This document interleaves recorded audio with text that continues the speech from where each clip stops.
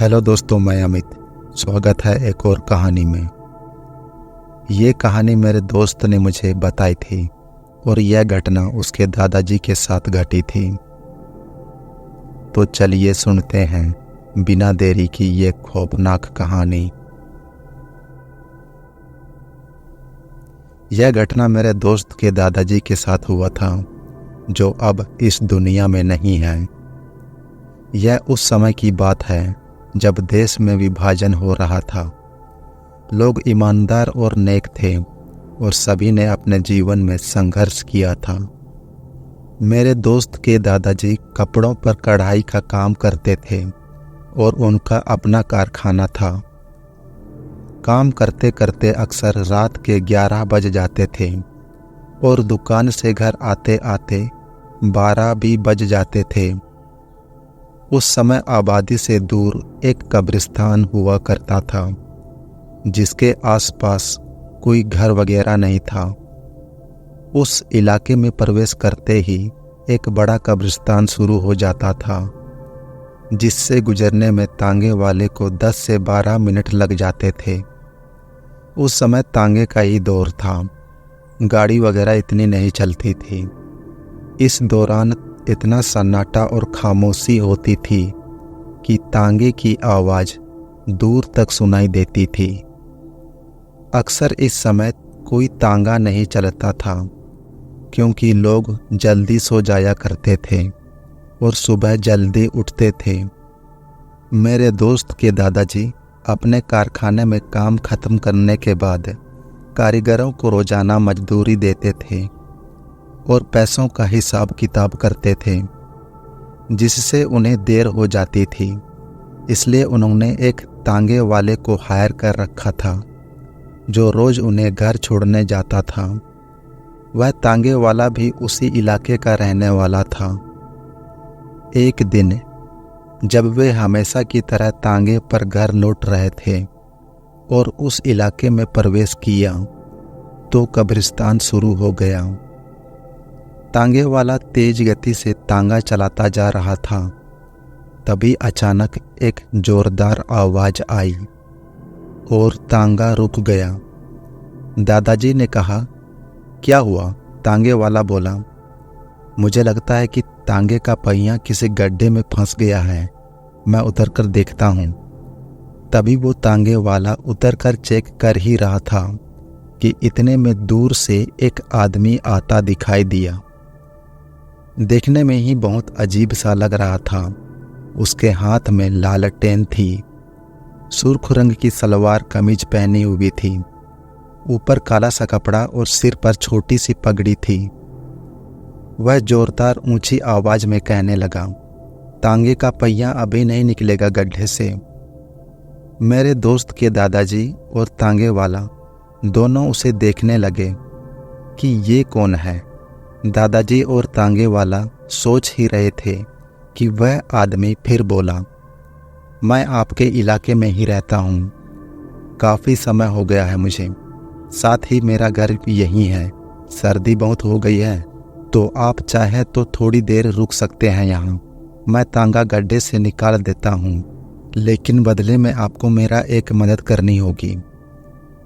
तांगे वाला बोला, कैसी मदद?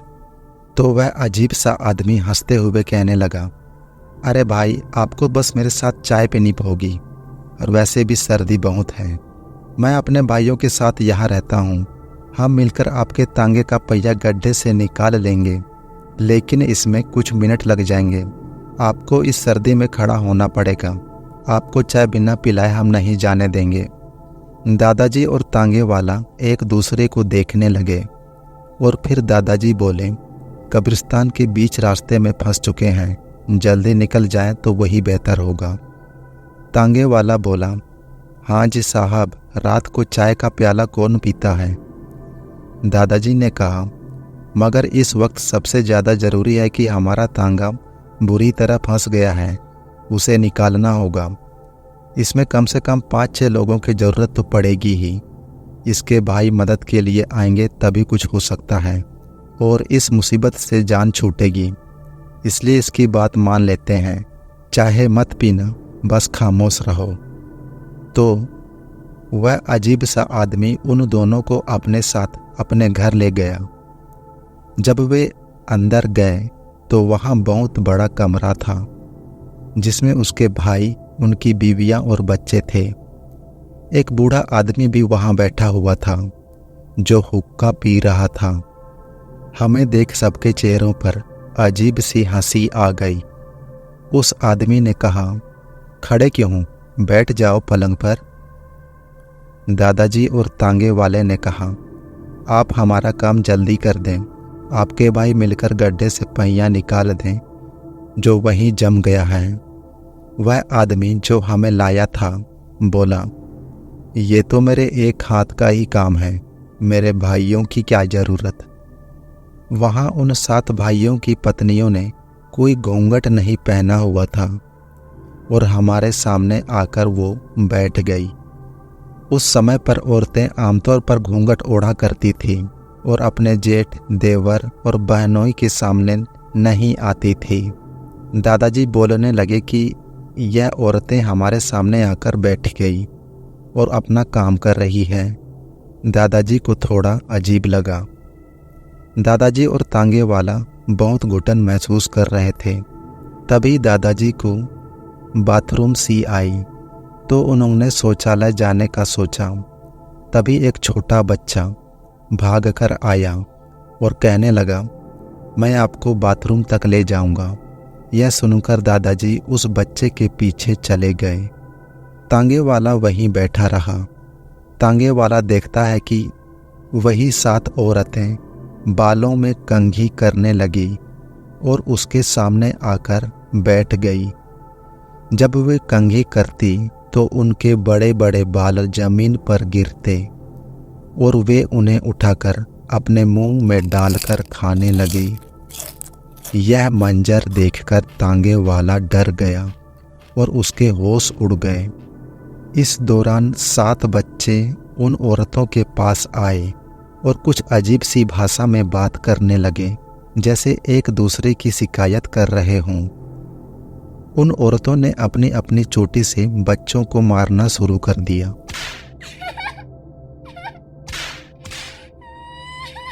यह दृश्य इतना खौफनाक था कि तांगे वाले को समझ में आ गया कि वे भूत, प्रेत या किसी छलावे के घर में फंस गए हैं।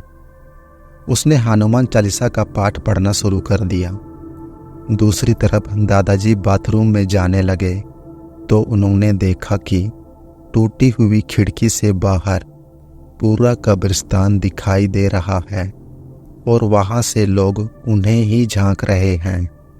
उनमें से एक लंबा आदमी खिड़की के पास आकर कहने लगा, आपको यहाँ नहीं आना चाहिए था। यह सुनते ही दादाजी के होश उड़ गए और उनके पसीने छूटने लगे। उन्होंने जल्दी से बाथरूम से निकलने की कोशिश की और बाहर की तरफ भागे। उन्होंने तांगे वाले को आवाज़ दी, माँ जी, ये सब इंसान नहीं हैं। दादाजी और तांगे वाला हनुमान चालीसा पढ़ते हुए भागने लगे। दरवाज़ा खुद ब खुद खुल गया और वे कब्रिस्तान के बीचों बीच आ गए। दोनों ने मिलकर तांगा गड्ढे से निकाला। कहते हैं ना, जब मौत सर पर होती है तो आदमी पहाड़ को भी उठा लेता है। वैसे भी ये तो तांगा ही तो था। तांगे को निकालते ही तांगे वाला तेजी से तांगा भगाने लगा। दोनों तांगे में बैठकर पीछे मुड़कर देख ही रहे थे कि वह आदमी चिल्ला रहा था, आज तुम्हारी किस्मत अच्छी थी, वरना आज तुम दोनों का मांस यहीं पकाया जाता। तांबे वाले ने 20 मिनट का रास्ता 10 मिनट में ही तय कर लिया और वे आबादी वाले क्षेत्र में प्रवेश कर गए। वहां जाकर दोनों बेहोश हो गए। सुबह पूजा के वक्त मोहल्ले वाले उन्हें जमीन में औंधे पड़े दिखे। उठाकर हकीम साहब के पास ले गए। कुछ घंटों बाद होश आने पर उन्होंने पूरी घटना बताई। उस दिन के बाद दादाजी ने फैसला कर लिया कि वे कभी रात को उस वक्त ऐसी जगह नहीं गुजरेंगे।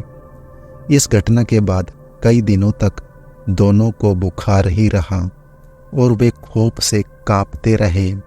वे हमेशा कहते थे कि जब भी यह मंजर याद आता है तो रूह कांप जाती है। भगवान ने हमें बचाया, वरना किसी को कानों कान खबर ही नहीं होती कि हमारी मौत कैसे हुई। दादाजी और तांगेवाला दोनों इस दुनिया में फिलहाल तो नहीं हैं, मगर उनकी यह कहानी हमेशा लोगों के दिलों में जिंदा है।